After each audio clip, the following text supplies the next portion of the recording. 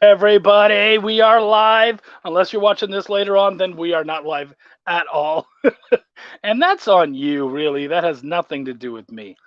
I'm so excited for tonight. I have like the premier guest. I can't even like begin to describe how fucking lucky I feel because I just have like literally the most amazing guests. Like I'm just such a lucky dude where all this is concerned. You know me, I'm gonna set this up. But Buddy, I was chatting with him backstage, and he was like, "What do you have like mission control over there?" And I'm like, "You know what? It kinda actually, yeah." So here we go. Chat's all set up. I should be able to see you guys. So if you're there, share it around, talk about it. Let me know who's in there. I'm so excited to make this happen. Buddy freaking Scalera is here, guys. That's right. That's pretty huge for all of us. Max DeVille, what's going on, buddy? I know we've got you coming in within the next month or so, maybe later this month. That's awesome. Brian Manell, dude, good to see you, my man. Holy crap, look at those numbers flying up. That is great. I might be able to start a little earlier than normal. This is what happens when you get those big time guests. All right, geez, guys. Oh, my favorite guest, my absolute favorite guest, my lady, Max. Okay, great, terrific. We'll probably talk sometime soon. I'll get some more info from you. We'll see what you want to talk about. Very excited for that show, homie. Okay, guys, like we already have a good number of people, and I don't want to keep the man waiting too long because I want to get to as much good stuff as possible. So, why don't we get to right to the fun right away? Let's do it, gang. You know what time it is. Canadian bacon is actually really good, and it's nothing like normal bacon, and it's better than ham, which you guys seem to call Canadian bacon. I'm very good at writing. I write very well. Yeah, it's Shop Talk. Do some of your audience members like the word fuck?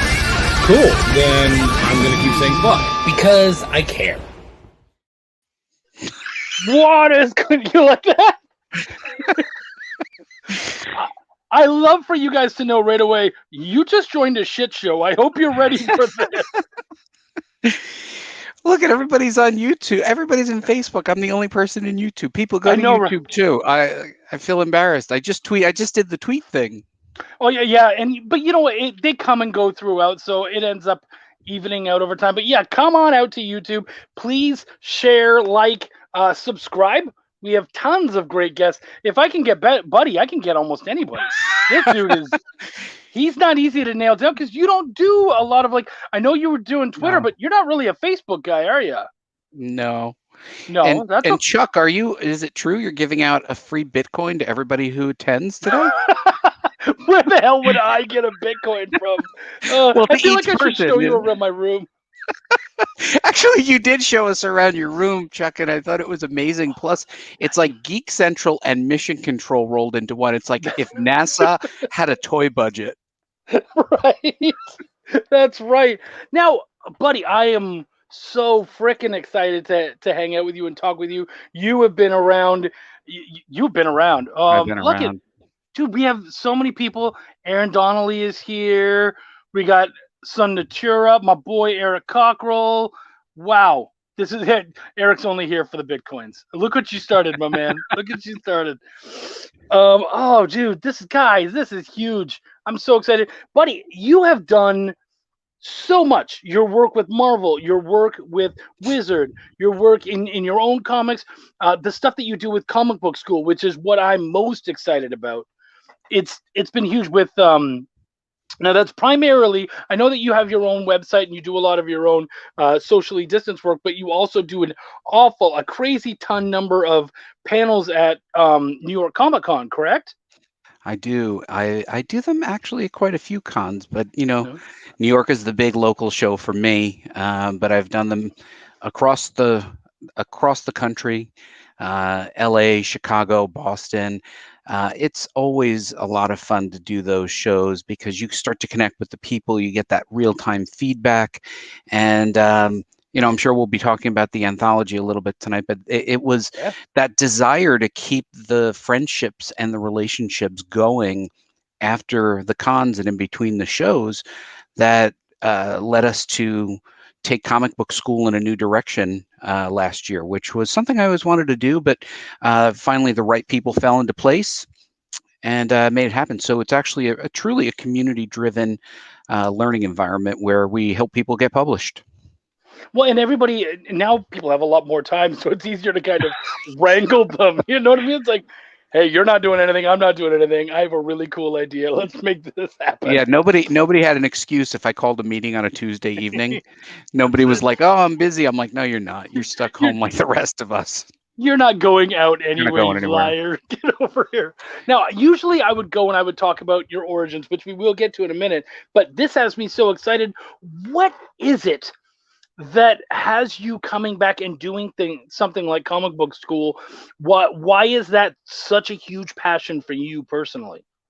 I think it's a good question. I think we're all different types of creators and creative people. I was always attracted to the extras on the DVD. I liked knowing how movies were made, and I bought movie magazines. I liked the behind the scenes things.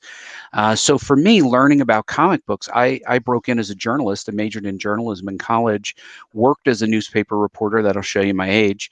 But I always cared very much about the process of things because I wanted to know, did I enjoy this? Well, how did they make that? So I've always had an angle towards deconstructing, understanding, learning process, and then also learning about the people who were committing to an art form.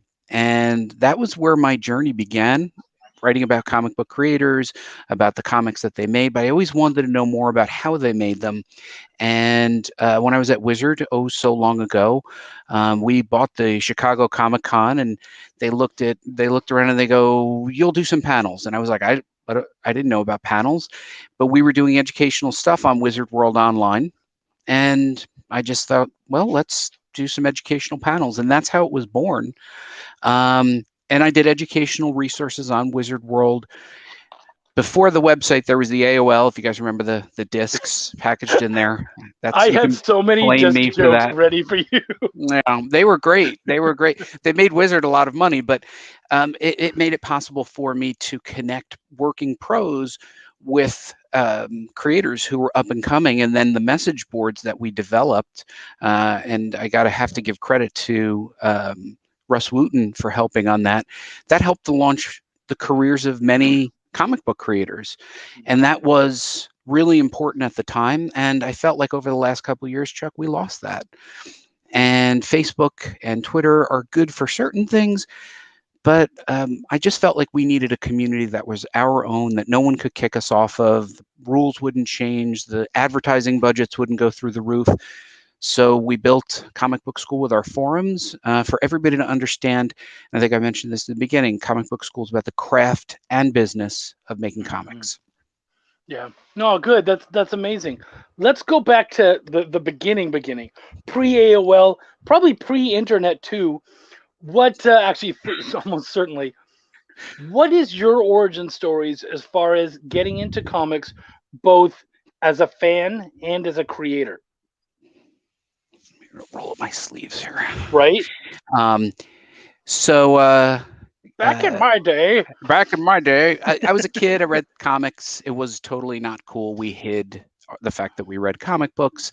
In fact, I hid my comic books. And when I was in college, I'd completely forgotten about comics until I had a professor who mentioned Batman in one of his lectures. Batman, the movie, was first coming out, to give you how far back it went.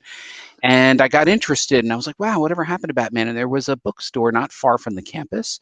I went to Hofstra University, and I walked down there, and they had some comics on sale. I picked them up. I was getting interested. And then one of my journalism major fellow majors said, oh, I'm going to my internship at Marvel Comics. And I said, what? Like, what is this magic of which you speak? And he told me that he was majoring in journalism, but went for his internship. And that was it, Chuck. I snapped. I graduated with my degree in journalism. I wrote about town hall meetings and budgets and, road repavings and all the wonderful things that journalists write about on the local level. But any chance I got, I wrote for free for any magazine that would have me. Didn't matter what it was, until eventually I worked my way up and wrote an article about people going online and this was at CompuServe, and I got Oh, on wow, yeah. CompuServe. Yeah, I remember CompuServe. CompuServe, and then Wizard heard about it, and they were like, "Hey, we're going to start an online division." I was like, "Great!" So they hired me through the online division, and I launched the original Wizard World online on America Online. And then from there, just never, I kind of snuck in the door, Chuck, and then I never left that. They couldn't get rid of me. I was like moss in the shower stall floor. Like, you can't, once the moss is there, I wouldn't leave. So I've been in comics ever since then, and then used it as a way to find different interesting things to do. Like, I explored writing and self-publishing and education, and I still write. Every year I get a couple stories out there. After 25 years of working in comics, Chuck, I finally got my name in a DC comic. As amazing as that sounds, I've been published for years for Marvel, and it finally got a name credit in DC, which is how insane is that? How long ago was that? Did you get the DC credit? just this year, actually. Yeah. Wow. That's insanity. Yeah, so it was kind of neat. But I've been doing Marvel work for a long time, and a lot of it was just simple networking, meeting people, making friends. I've always said the secret to success in comics, and the people who've heard this before, is just, if there's a party, close the bar. Don't leave. Don't go home. You can sleep another day. You can be tired another day. I don't drink, but I will close the bar, because that's when the best conversations happen at 2 a.m.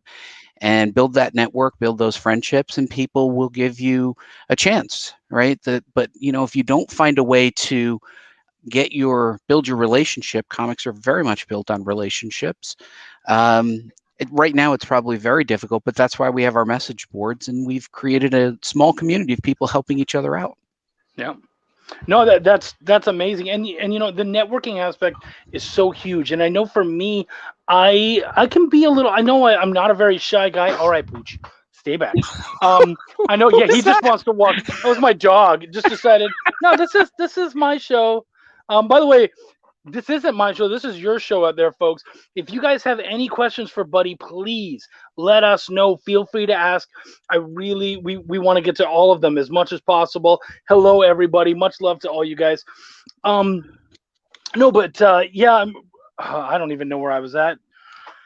But yeah, the networking aspect, that's where I was. The networking aspect, that's a part that I kind of have a bit of a hard problem, and I think that's the Canadian in me, because I don't want to be a bother to anybody.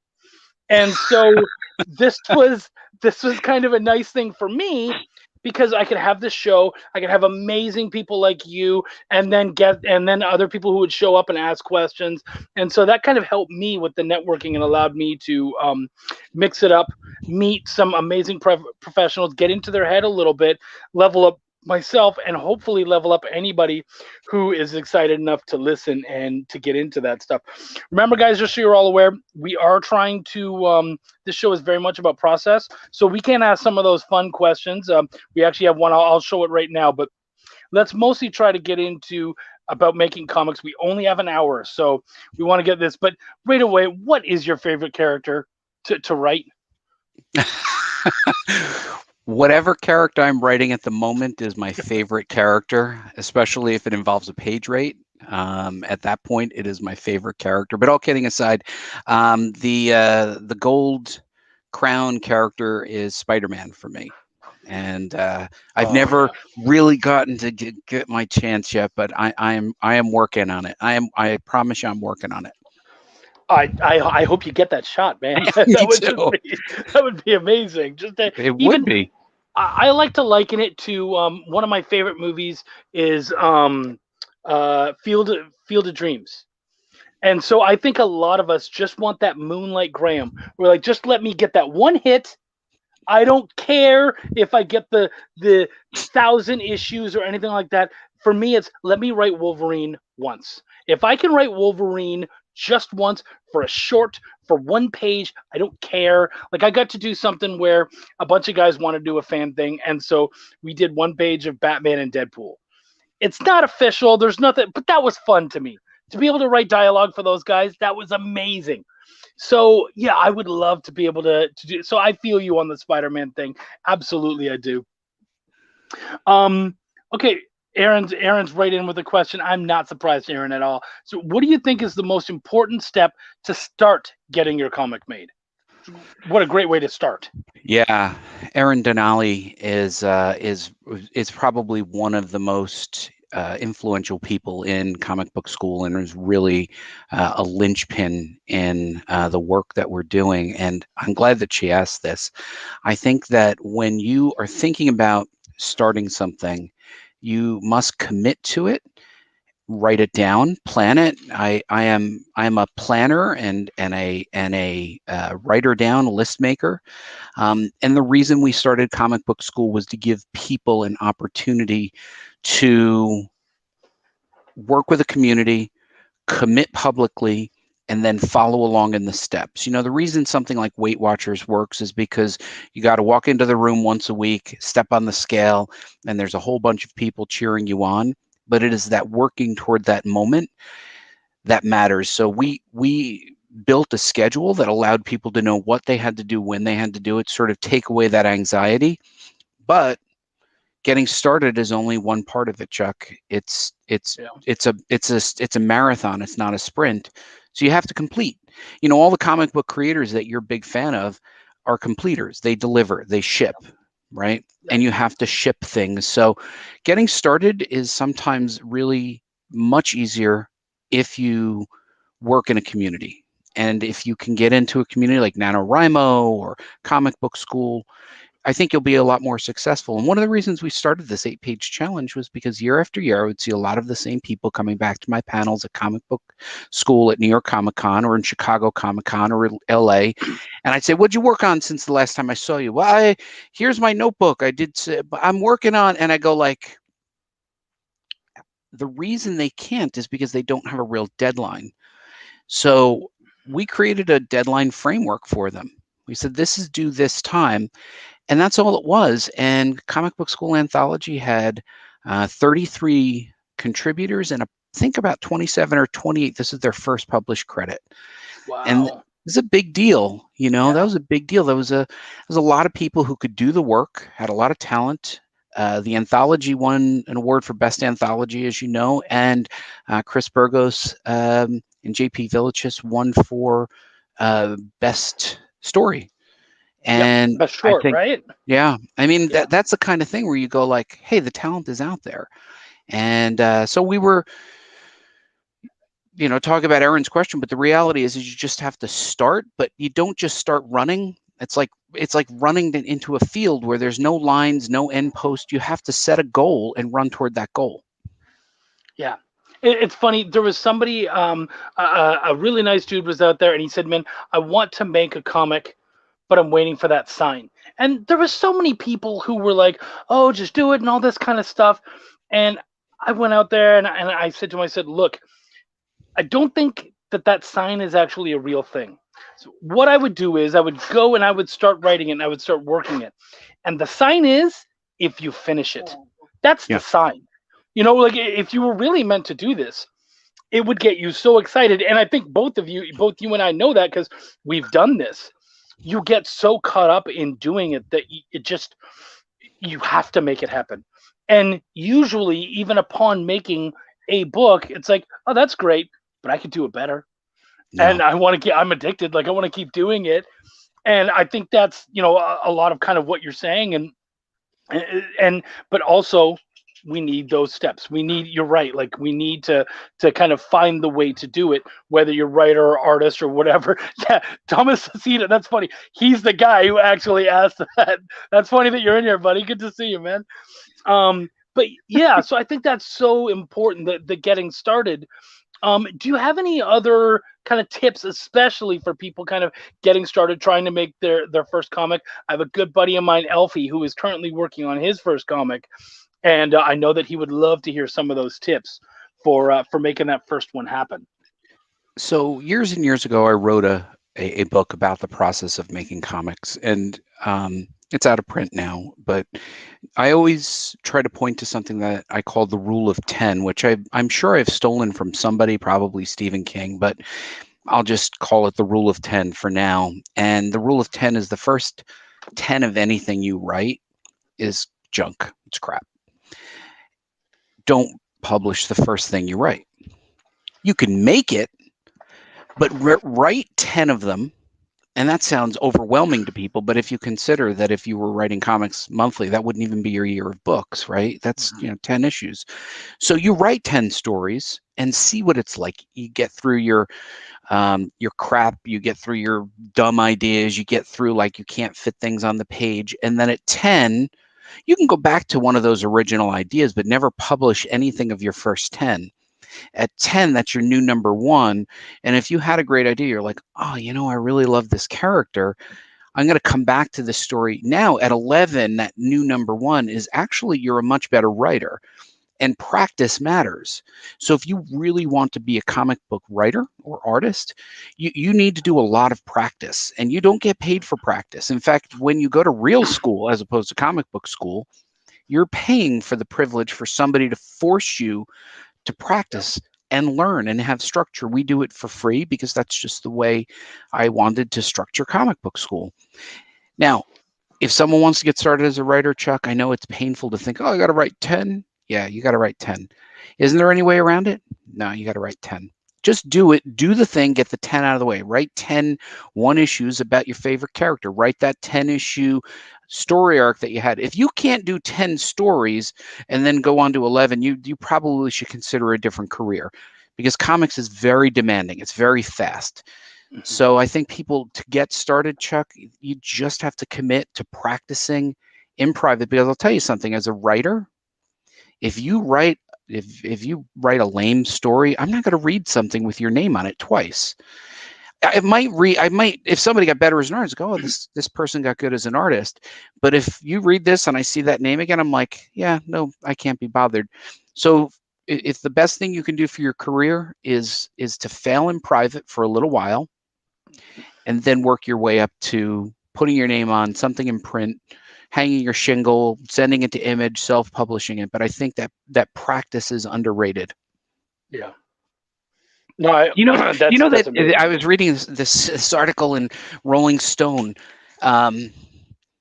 AC/DC still rehearses. I mean, you would think by now they know the songs. They've been around since like 1980. They know the songs, but they believe that they owe their audience the best show that they can possibly create, and they still rehearse before they go out on the road.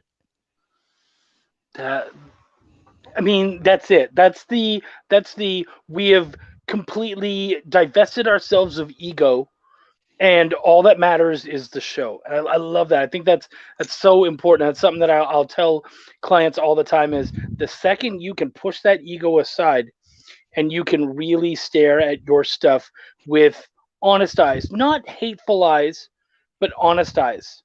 As soon as you can do that, then you're really ready to take this seriously and make something that could be absolutely cool. Yeah, and that's great. Wow, you could bring a lot of people in here, Chuck. I know, right? There's room. There's definitely room. Look at all these people.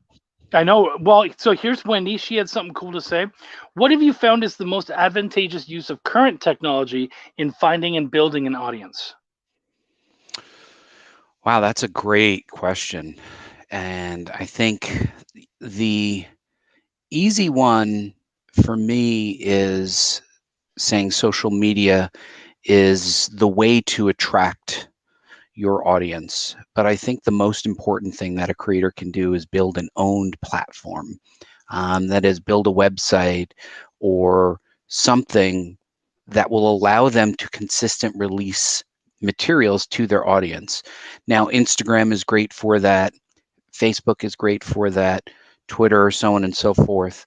But you don't technically own that audience. You are building a hotel on rented land. And when they change the rules, that is, what happened to all your followers on Google Plus, or the community you made on MySpace. These are things that are constantly evolving, and Google is legendary. They'll roll out something and then it'll just go away. So I think it's good to be part of social media, to build that community, to help people who would be looking for the kind of material that you write, like sci-fi, fantasy, humor, whatever, to attract them. But I believe you need to have your own owned platform. I think your own brand.com or your studios.com. Even this YouTube, Chuck, I mean, they could just say, oh, we don't like your message anymore and your channel's gone. Right? You can build that platform and then be gone. You could do a podcast and then Stitcher's like, yeah, or Apple's like, yeah, you can't be on there anymore. So I think it could be canceled by these big companies, and there's no appeal. Now, if you really think about it, the social media channels are great for bringing people in, but I think you have to build your own little, lack of a better term, just an homage to the work that you build, so your fan base has a place to go in case Twitter goes away tomorrow. That's really good. I like that. Erin comes back. She says, how do you find people you can trust to give you feedback? I like this question because I have my own answer, but I'm interested to hear what yours is. I have a couple of people that I trust. I have one very good friend who is a professional writer. He is better than me, and he has the credits and awards to prove it. And he hates every first draft of everything I do. And he is the person I aim to please, because he'll tell me that it's complete junk. Then I've got other friends who are more encouraging and a little bit more tactful. But I always try to find a range of people, from established working pros to just ordinary people who I would just like to see what they think in case, they're the buying public. But I have found that befriending other comic book creators has been amazingly helpful. And I think that one of the things that we should all be doing when we go to Comic-Cons or building these relationships in the message boards or on Twitter is try to find mentors. And those mentors are usually quite generous and ask nothing in return. Perhaps you might, show your appreciation by cross-promoting their work, making sure you're the first person to pre-order their work. Those are the things that you can do to say thank you to creators. But I think that you have to build a network of people who are better and more experienced than you. Because I think when a small starting out person asks another small starting out person who claims that they're an editor, you could just be getting bad advice from someone who just doesn't know any better. I don't know. What do you think, Chuck? Actually, I think that's really good. I do love the idea as an editor. I do love the idea, but I would go for someone who is at least a little established, someone who has kind of done the work before, and who you at least respect. Like maybe they've worked on some titles that you appreciate, or even a writer that you appreciate. Maybe go to them and say, "Hey, man, like I want you to go over my book and just kind of rip it apart." Offer to pay them, because the thing is that first off, you are taking up their time, but also I find that like when you put your money where your mouth is, it's you telling them, I'm taking this seriously. I'm here because I can't tell you how many times someone has said, could you go over my stuff? Which now my answer pretty much is, that's what I do for a living. So no, I'm not just going to go over it. Yeah. But I find that kind of keeps people away, because if someone's serious, they'll go, okay, cool. How much is it? And at that point, I might be like, you know what? Look, let me break you a deal or something like that, because you've already proven just by saying, yes, I'll pay for it, that you're serious. So by saying, yeah, I'm willing to pay you and throw some money your way, you're telling them that you're serious about it and that you're going to take what they do seriously, because, if you've paid for something, you want to get the best out of it. So that's why I tend to suggest that, not because it sometimes puts money in my pocket, but I don't care who you go to. Find someone that you respect and make that offer. They might tell you, oh man, don't worry about the money. Let me just do it. Great, cool. That's absolutely amazing. But it's important that you at least made the offer, so they know that you've got skin in the game and that you do care about this, because that's important. Because all too often people tell you, oh yeah, I really want your honest advice, and boy, do they not want your honest advice. I'm sure you know that. Yeah, I've had a lot of people get mad at me because I told them what my opinion was, and it didn't fit their narrative. I think one of the great shows of our generation, not necessarily as a show, but as a prototype for feedback, is American Idol or America's Got Talent. And I think what it showed a lot of people was that, yeah, your family and friends think you're a terrific singer, but you are not Mariah Carey level. You are not the level that it will take to be the pop star you want to be. And I think people were getting that feedback, and you can see the shock in the early, candidates, as Simon Cowell would say, like, well, you're just not that good. And they've been told their whole lives how good they were. They were the trophy generation. You got a trophy for participation. But I think what we have to do now is recognize, as fellow creators, we have to learn how to think critically so that we can give feedback to each other, but also listen critically. Take a film class, take a writing class. I think that those classes were amazingly helpful to me in learning how to break down and deconstruct whatever the narrative was, and then understanding really what the bones of that storytelling was. I would agree with that. I would even go a little bit further and say something that a show that I really respect and I think would work in this regard too, is like a Shark Tank, where you're taking your concept, and what is neat about them, the kind of difference to them, is they'll say things like, look, I'm going to give you a really shitty offer, but that's because it's going to take you a lot of work. Like, I know that I'm going to have to put a lot of work into you. And I think that that's something that now and then we need to hear. Yeah. Like I had a woman approach me and say, I want to make a comic with you. And I was like, wow. She was, I've told this story before.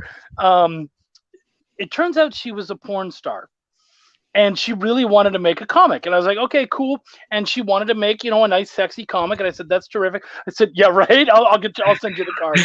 I'll send you the card. But I told her, I said, look, here's the thing. I'm going to charge you extra, and I'm telling you that I'm going to charge you extra because you have no clue how to make a comic. So I'm going to have to teach you and walk you through making this comic and making this happen, and in a lot of ways almost become like a co-writer. But you already have a fan base, and that's something that a lot of my other clients don't have. So you're good, but this is what we're going to do. And I said, this is a one-time thing, because once you learn this stuff, then we're good. And she was very interested in doing that. Sadly, it fell through because of COVID and whatnot. She just had other things that were more important, which I get. But I think that was something for me that I really appreciated, that she was willing to take that seriously and that she understood that. And I think that's something that we need to understand ourselves. Like, man, I do have extra work that I have to do. And so I have to be ready to do that. Yeah, for sure. Now I want to talk about, I know there's so many other questions. Guys, you guys are so excited. So much love to all of you guys. I will get to as much as I can. We only have half an hour, but I do want to talk about comic book school and the anthology, because that's such a huge thing. You guys are on issue 2 now, right? Yeah, hold on, wait. Just pull up the one by Brian Mennell. Yeah. Mennell, if you're right there. All right. After you write a story for 10 times, are there any indications that you might know the 11th time you write the story feels like the story you wanted to write and it works, or you'll always feel like you have to take a leap of faith with the story regardless? I don't know why I felt the need to read that. No, that's okay. But, Brian, I think it's a great question. I think that 10 is a good, easy number to get started with, to ensure that you're learning how to write to the medium. Comics, right, Chuck, is an incredibly difficult medium to write to. It's very constrained. And within that constraint, you have to learn how to navigate, and you will not learn how to navigate that in your first 1 or 2 times. By the time you get to 10, you're starting to understand how to control that medium, how to pace things. I always think that the greatest comic book writers are people who know how to pace things, and that pacing allows them to tell a more effective story. Now, Brian, in this case, let's say you have a great original character. Let's use an original character, because it doesn't necessarily mean that you'll be getting a deal with Marvel or DC. Now, you've taken the time to write this character over these 10 issues. you have learned more about that character, right? Characters reveal themselves with time. Or if you write 10 individual other stories with these O. Henry twists at the end, you will learn how to write to the medium. You will learn what works, how to foreshadow, how to build an ending, how to have a great conclusion with a nice denouement at the end, right? Like, you have to really learn how the medium works with anything. And it's a little bit like being a musician. You would want to practice 10 times in the garage minimum before you went out for Battle of the Bands. And what we are doing is the equivalent of Battle of the Bands. We are battling for people's time and attention. So would you really want to have no practice and practice in public? Of course not. You want to take the time, really work out your stuff, and then build towards something where you go, you know what, I am glad that my first work, second work, third work wasn't published, but there were kernels of ideas that I'm now going to come back to. And I think that that's the message I want you to know is it doesn't mean you can't come back to the ideas. Nobody else knows how much practice you put in behind the scenes. So what you want to do is again, we'll go back to music. Bands, many of them will practice, and then get one shot in the studio, right? You have to practice, get one shot at the printer and release it. I think the big mistake most people make is they think they have to put their early work out when in fact you probably shouldn't. Mm-hmm. Yeah, and you know what? Things like webcomics are a really great place to kind of get your feel. You do kind of have stuff out there. You are able to sort of have people right there who would tell you what they think, sometimes more honestly than you might want. But these are strangers who are checking out your stuff. People are very tolerant of those web comics because they know you're practicing, and they're like, you can listen to my rehearsal. Actually, Aaron had said, how do you deal with imposter syndrome? It never goes away, Aaron. Imposter syndrome never goes away. And if it does seem to go away, you may want to reevaluate that.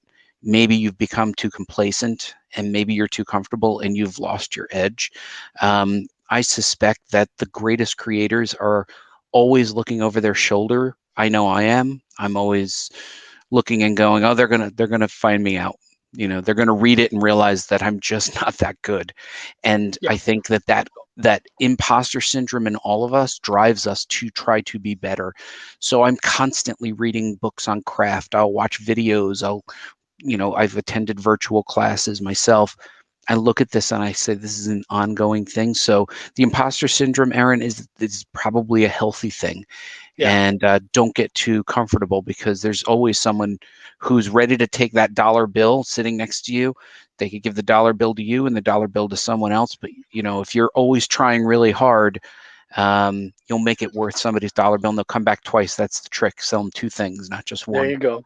Have you ever heard the Neil Gaiman imposter syndrome story? No. Oh, it's amazing. He tells this great story about how he's in this big party with all these celebrities and whatnot, and he walks up to a gentleman and they start talking. It's Neil Armstrong.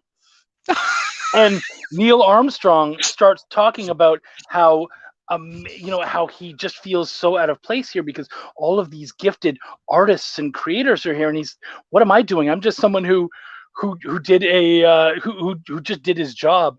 And Neil Gaiman's like, I'm not even the most special Neil in the room. What are you talking about? Like, are you kidding me right now? This guy has imposter syndrome, the first man on the moon. So we all have it, guys. Like, there's so many other people who were always looking to the people above them. And one day, if you keep working at what you're doing, they'll look at you the same way that you've looked at other people. You're another cog in this sort of machine of imposter syndrome, and we're all a part of it.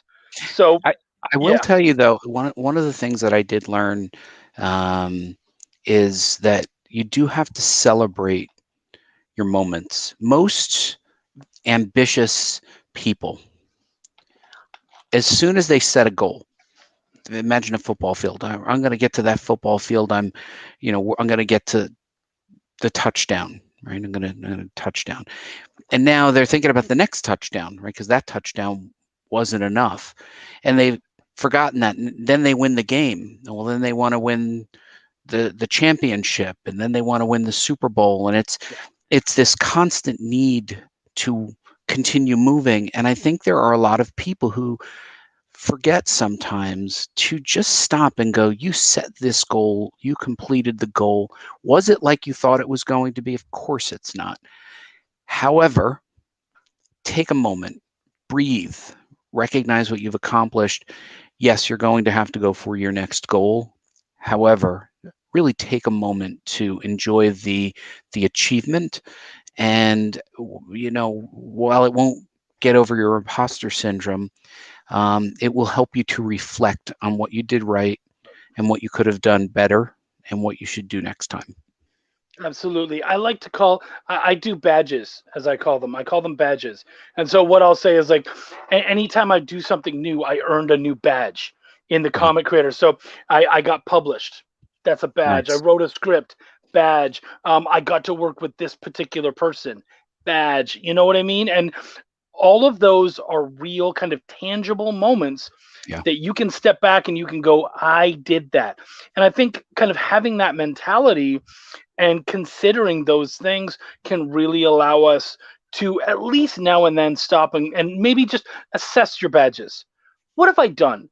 And not only what have I done, but which badges do I not have that I really want? What are those next things that keep me hungry? Because I find those people who are hungry, those are the ones that are going to keep moving forward. They're going to get more badges. They're going to do more things. So I think you should frame them too. I mean, I look around, I just redid my office, so I don't really have much on the walls, but like I have framed some of my more, significant milestones in my career, and I frame them. And to other people, they mean relatively nothing. At the same time, it's a reminder to me that I overcame something that was difficult at that time. Yeah. And I think that it is worth celebrating, keeping your trophies up. Actually, Brian Polito will be an upcoming guest in Comic Book School, and he has a trophy room of just his achievements and statuettes and comics. And I look at that and I go, yeah, he's doing it right. He's doing it right. And I like that. I mean, you get to go and you see other people's trophy rooms and you're like, yeah. So I gotta fix mine up. Mine is kind of lame right now because you can see there's actually physically nothing on the walls other than, a couple of toys and stuff. You have the Darth Vader action figure case though, and that's where my eyes keep going. Yeah, it's pretty awesome. I keep saying I'm going to sell that one day on eBay, and then it just never makes it. No, I wouldn't imagine, man. If I got one, wouldn't matter that there was nothing in it or not. I would have to have it behind me and showing off and everything. I feel you. But Chuck, could we maybe in one of your episodes go 1 for 1? You show one of your toys and then I'll show one of my toys, and just for people, because you have a toy collection that's just incredible. But I will go 1 for 1 with you on some of the things that I have. We'll just go 1 for 1 and then let people vote, and then you can give people Bitcoin, because how many people are getting Bitcoins tonight? And you get a Bitcoin. So much you Bitcoin. Get a Bitcoin. Check under your seats, everybody. It's a Bitcoin for everybody. We're going full Oprah here. How has teaching and giving panels affected your personal writing? Oh my God, that is such a good question. It is. Yeah, and I love Ari Rubin. He is an unusually talented writer, and also a very skilled social media person. Actually, he's had a good influence on me as well. When you have to teach anything, you have to take a moment to deconstruct. You have to say, how do I explain this succinctly? And what it forced me to do as a creator was say, what is it about this medium? And I will tell you, my little known secret is I've attended every one of my comic book school panels. And I've been able to put up everybody that I have admired on the stage. I've been able to ask Mark Waid, tell me how you write your characters, Joe Quesada and Jimmy Palmiotti in America. And having these people explain it to me has had a tremendous influence on me as a creator, because now I'm listening to them answer my questions. And sure, it's at some point I'll take some questions from the audience, but I'm always like, okay, here are the things I really want to know. So it's kind of been like my secret sort of way of learning how to be a writer, is asking these people and then watching them interpret a script on a page taught me how artists interpret a panel and breakdown. And that was my learning. Like, I was so lucky. You know, a lot of people have gone to a lot of my panels. I can say I've been to all of them. And that's been that's been my learning journey. So I highly recommend that people, when they go to live events and Comic-Cons, go to these educational panels, not just mine. I mean, any educational panel, because you will pick up knowledge that is not in any books. You're not going to see in a tweet. You're maybe not going to see in a YouTube video. And I think that's the key thing that I did with my panels, Chuck, was in my first year, I asked people to explain art.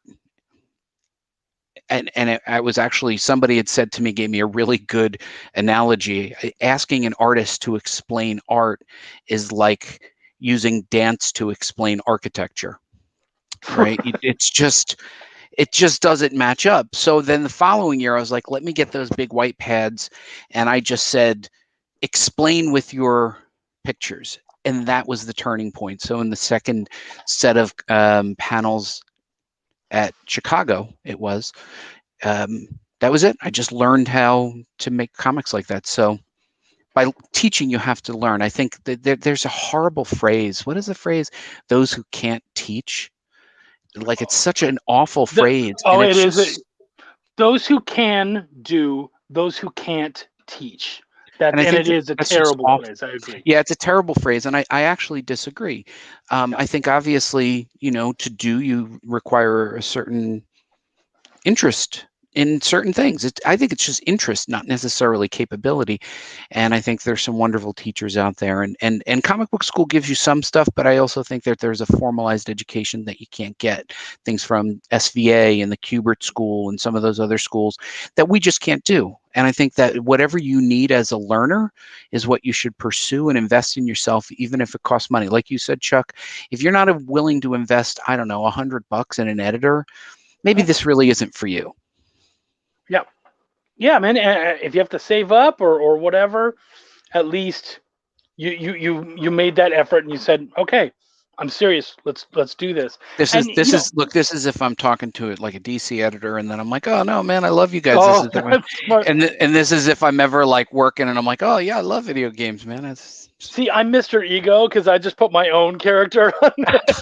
You're just like, I'm by the way, while you're there, pick up my book. Support my Kickstarter. That's right. So many people I don't get to see. Luke Duffy listening while he draws. That's amazing. Our good friend Rob Anderson. I want to thank him personally. I mean, he's the reason why he was my first editing credit. And what's so cool about Rob is someone who he understands he needs help. And he shot it out in the aether and said, look, I need an editor, but I need someone who's just fine with working for free. And I said, you know what? I don't have any credits, and I need to get my name out there, because I was ready to make comics, but I didn't do anything, and it was just proofing and stuff. So he was the one who gave me that first shot, got me super excited, and then I just kept going. And from there, I took classes and I learned and I looked over scripts and I poured over stuff, and I got my own mentor who helped me and taught me to be a better editor and all that kind of stuff. And it just kept snowballing. And I think that that's something that we all need to kind of have in our life, is someone who gives us that first chance, but also that moment where you're just like, oh, I'm not done. I need to keep doing this. And if you have that, do it. Rob's the guy that is a little bit like in the first Terminator movie when Kyle Reese goes down and he thinks he's going to die, and Sarah Connor grabs him by the scruff of the neck and says, "Get up, soldier." and that was the turning point for the Sarah Connor character. And Rob is forever like, get up. Like he's compassionate and thoughtful, and he's somebody we all need a Rob Anderson in our lives. Rob is the kind of guy that just pick you up and go, get up. Like just get, all right, you took a hit. All right, we all take a hit. Get up. Because you're not going to go and continue to reach your goals if you get knocked down and stay there. And Rob's not going to let anybody stay there. He's a great cheerleader of we call him the coach. Yeah. Yeah, no, yeah, and he just such a good guy. I mean, obviously he's done it a lot, but he also he still knows that he has a lot to learn. And I think I appreciate that about him, is that he gets it. I mean, he's still going to the panels. He's still being a member of comic book school and trying to learn and get better and stuff. And I really appreciate that and respect it. I think that's something that we all need to remember. Yeah, you put out a book, good for you, but you can get better.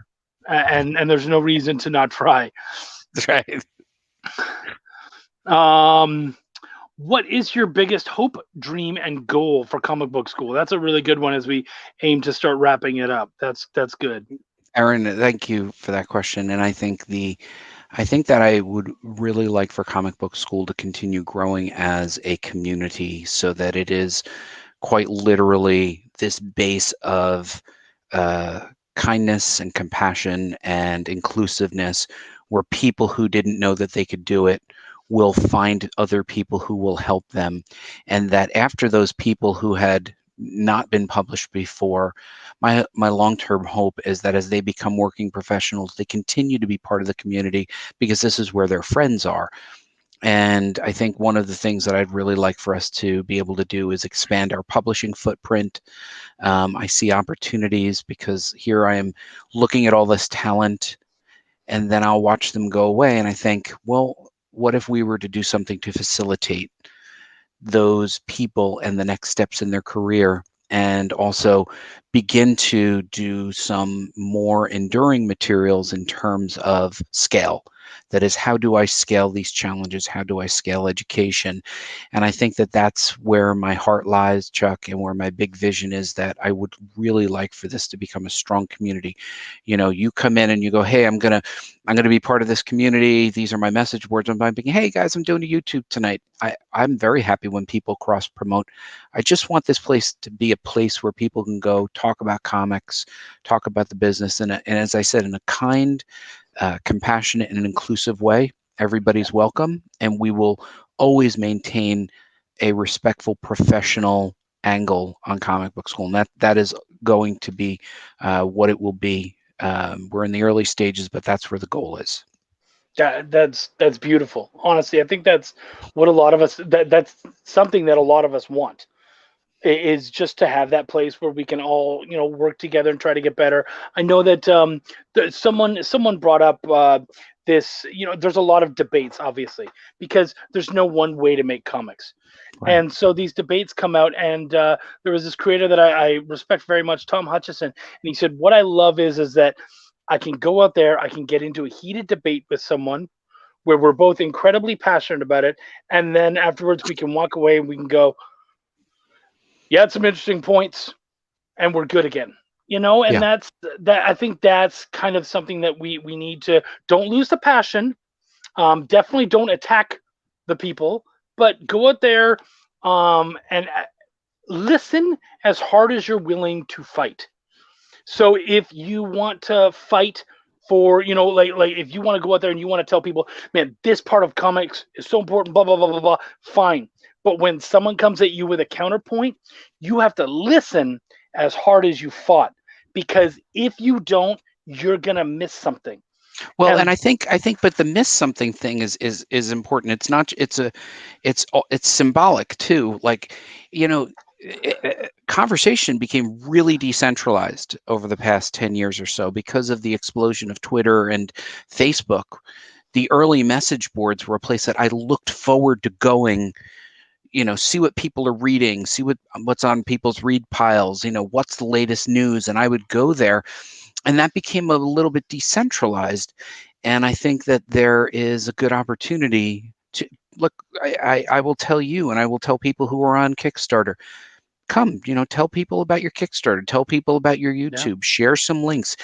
As long as you're maintaining the spirit of what we're trying to accomplish, of course we want you to promote. There are certain boards, Chuck, where they're like, no promotion, no self-promotion. I'm like, this is a commercial art. We're here to make product that's sellable.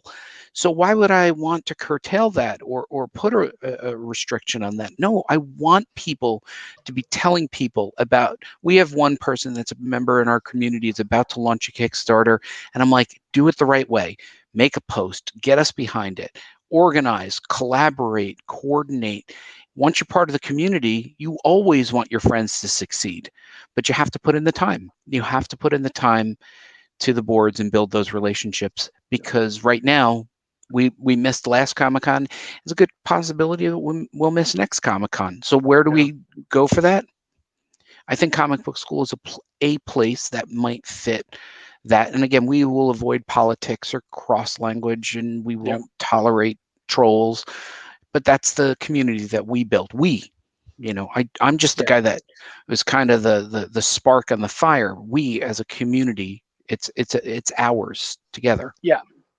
Yeah, exactly. You're a spark, but you're not the logs. You know what I mean? Like there's a lot of stuff. Yeah, no, that's a really nice way of looking at it. And I think Erin is razzing you there. She's like, when are you getting on the message? Erin, you know what? I was waiting for an invitation. So now that I got it, how do you say no to that, right? Now I got to pop in and check it out. And you know what? I'm going to be like 1,000% honest. No, I don't think we gave the link to Comic Book School. What is the link? It's an easy one, isn't it? comicbookschool.com? I guess. I don't know. Can Erin or someone, can you put up thank you.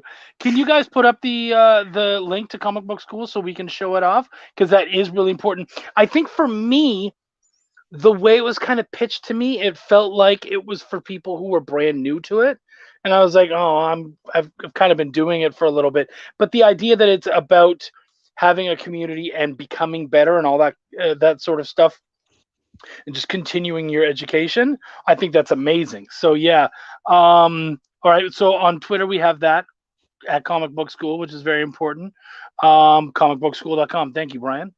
You're a good man. We really appreciate you. You are all super helpful. And on Comic Book School, one of the things I wanted to point out was we have some good resources. Like one of the great resources that we're running, obviously, is the 8-page challenge. People can still join on at any point. They could just jump on a moving train. And the idea is to build an 8-page story, and then it'll be published in an anthology. It gives you that experience. I maintain an extensive list, updated as frequently as I can find it, of active publishers and the link to their submission guidelines page. So if you're a creator and you want to find somebody, I even list some of the titles that they publish, so you can go, oh wow, that sounds like a fantasy publisher, and then we link to that. And I think that that's a huge resource for people. They can find that on there, the message boards. There are links to this very cool little thing that I made. I when I started as a writer, I was always trying to remember. It started on page 1 was a right-hand page, 2, 3, 4, 5, and what I did was I basically just, made a little cheat sheet for myself. I'll put it here in the little link here, but it was an important thing for me, and I just figured, well, if it's important for me, someone else will find it useful. So I think, if you go to Comic Book School, you'll find there are quite a lot of really useful resources for you as a creator, and I hope people check it out. And then, of course, we have message boards that are tied right into the main website, and a newsletter that I put out once in a while. Well, and it is so important because I got a script. A lot of people are like, it doesn't really matter. I got a script once from an artist who was taking his first shot at being a writer. I love the story. And he sent me a script, and I said, ooh, yeah, you have a major problem here. And he said, what's wrong? And I said, you have a double-page spread on pages 5 and 6. And that doesn't work. And he said, what do you mean? I said, that's the same piece of paper, man. I said, what do you mean? I'm like, that's 1 and then 2. And he's like, oh no, really? I'm like, yeah, but he was so excited to learn that and go, see, that's the kind of stuff you don't think about when you're writing a script. You just feel like you can. And that's what you'll learn after you do 10 issues. Yeah. then you start to go, oh, I didn't realize. And also, you know, a lot of writers will like write these long environmental scenes, and that's a little meandering, and then there's an explosion, and then they have 3 pages left, and they're like, oh, why did that story not work? And it comes down to pacing. But you're going to learn pacing when you start to, you know, write the books. And also you'll learn a lot about what to include. So I'll give you an example, Chuck, and I know we're running low on time, but one of the examples that I use is, you know, Kevin Smith. You guys remember Clerks, right? Mm-hmm. And where was it filmed? New Jersey. Well, I mean, specifically, what were their 2 locations? The video store. Oh, the video store and the convenience store. Right. And why did he have that? Because that was what he had access to. Yeah. Right. He even had a joke that the shades were, the metal things were drawn down because some kids put gum into the lock. Right. But in reality, he was just allowed to film it in the middle of the night. Now, when I see somebody who has done, opens a scene in a diner or a coffee shop, I cringe, because I go, there better be a reason why you're doing this coffee shop. Because the real reason, when I was trying to make small indie films, back in my Wizard days, I was trying to make small indie films. We would shoot in a coffee shop because somebody worked there. That was the only location we had. Now, you're a comic book creator. Why can't you just start the scene with the person falling out of an airplane? Or think about Amazing Spider-Man in the 60s, 70s, and 80s. He would give you all this exposition about Aunt May and the photos and J. Jonah Jameson, but meanwhile, he's flipping all over the city. He made it visually interesting. Can you imagine if he was sitting in a coffee shop, like, let me tell you the story as I sip my tea? You'd be like, that is so dull. And we have to think, what will make this really work? And in the most recent post where I was talking about thumbnails, here, I'll put it in the chat since we're doing this anyway. I had written to the group, I wanted people to understand that when you are writing to a visual medium, so I'll give you an example. You know, you draw a scene where a character is standing by the window, and the character says, you know, I'm going to jump out this window, and there's a window right there. Well, was there anything else you could have jumped out of? Well, probably not. So could you truncate that dialogue to, I'm going to jump? Or better yet, I'm going to jump is obviously something that might happen with the window, but what if you were to take it one step further, which is you have somebody with their legs dangling out the window, and they're saying the dialogue, do you love him? Right? Now you've set up, there's a person, there's a window, there's a conflict, there's an immediate situation that depends on how that next person answers, and that's how you write to the medium. But you won't know that until you do this over and over, and you have to recognize that you're writing to a visual medium, not to prose. So I think that that's a really important element that we're trying to get people to learn, is how to write to visuals. Okay, somebody had a question, and I feel like you and I will have the same answer. So I wrote my answer down. I want to see if we have the same answer. All right. So this is the question. Is making indie films better than comics? Is making indie films better than comics? I don't even think you can compare them. I prefer making comics because I have complete control over everything, and I'm not stuck by budget or environment. So given the choice, I would make comics. But they're so different. It's like, you know, is baking a cake? Yeah, it's so different. Is baking a cake different than flying an airplane? You know, is it one better than the other? Yeah, I guess it depends on the situation. But having made both, I am Sam. I would say that I enjoyed the experience of making indie films, but I don't crave to go back. Well, but some people, that's what they love, you know, and that's really, Sam, that's your call. What do you prefer? You know what I mean? I know that you've been working away on comics, but you might find that films or animation or whatever is your thing. Play with it all. Try it all. You know what I mean? I mean, you mentioned Kevin Smith earlier. Kevin Smith has jumped, and he's done comics, and he's done film, he's done animation. He always goes back to film, though. That guy'll never be successful. Right. You had mentioned beforehand. I know we're pretty much out of time, but just for you, because I have as much time as you want. But you had mentioned wanting to talk about the business aspect. Is there something in that angle of things that you wanted to bring up before we have to leave? Yeah, I do. I really do, Chuck. Thank you so much for bringing that up. Oh, I'm glad to do it. I think the one thing that I would really like to impart to people and it's obvious when you say it, but not obvious in the real world, is that this is a business. And I see people conduct themselves in a non-business like way, sometimes at live events at comics, but then also with opportunities. So at live events and comics, I've seen people not dress right, not be in tune with their personal hygiene, not be prepared with their portfolio. No editor wants to see what you've been sketching while you're waiting online. They want to see your finished pages.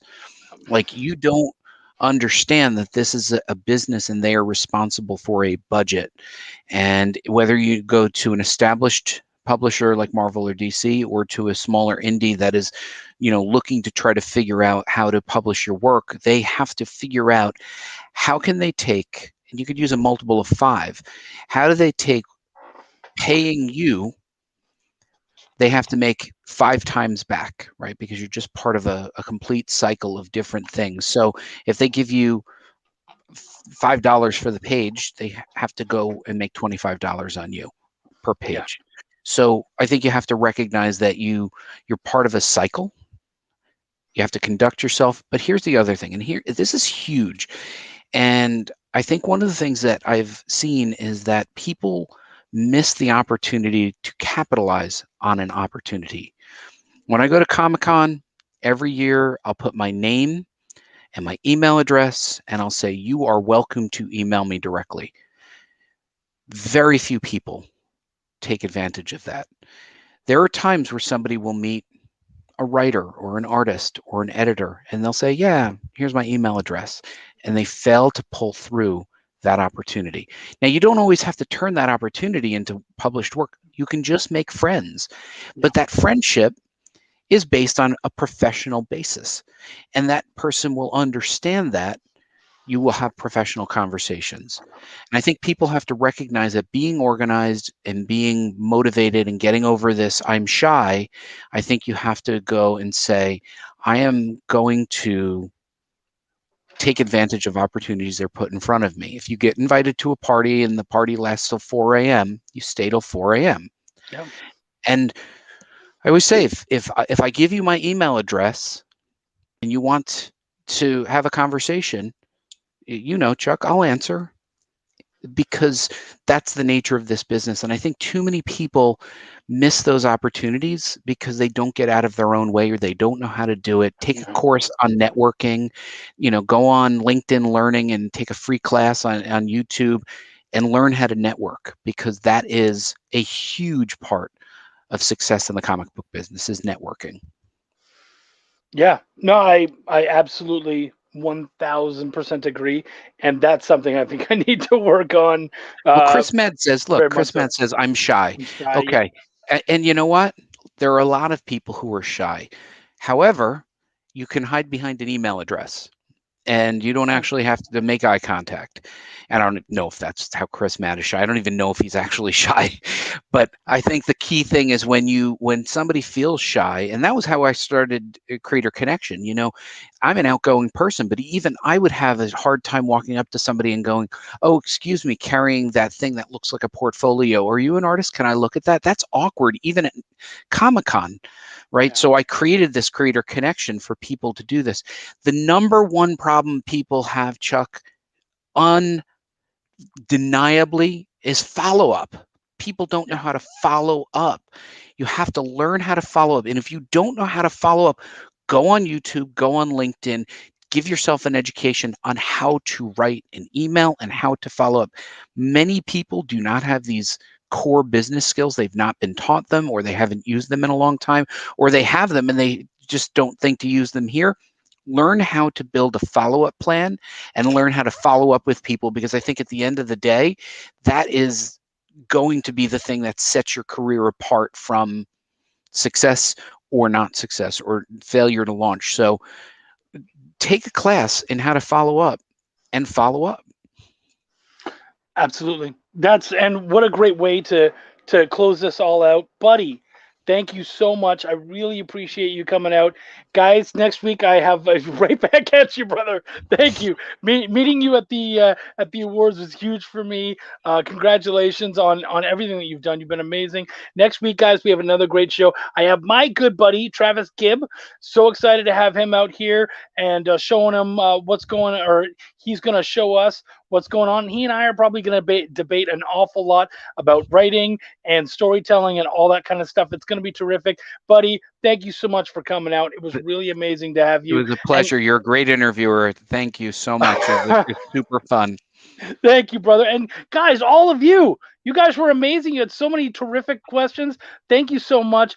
Let's all go. The party is at comicbookschool.com. Let's all go check there. We'll be there till 4 a.m. The drinks will be flowing. Have a great Bitcoin one for everybody. Everybody gets free Bitcoin. Bitcoin. Check under your seat. It's going to be great. Thank you guys so much. Peace, love, and comics. Take care of yourselves.